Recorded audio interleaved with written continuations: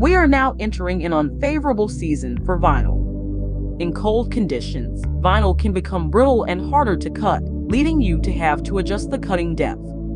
It can also make application difficult, as the initial adhesion of the vinyl will be reduced and the time taken for the adhesive to cure completely will be longer.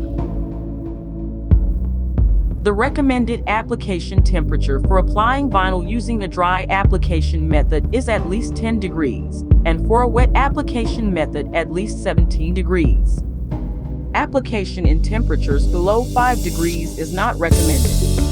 When applying vinyl graphics to a vehicle in cold weather, always try to work indoors and raise the temperature of the vehicle by using a fan heater inside with the vehicle doors open. When this is not possible, for example, in an exterior application in winter conditions, it is very important to make absolutely sure that the adhesive has established a good bond to the substrate. For more information on the amazing products we offer, please visit our website. Be sure to give us a like and subscribe to our channel. Thank you for watching. Stay tuned for our next video.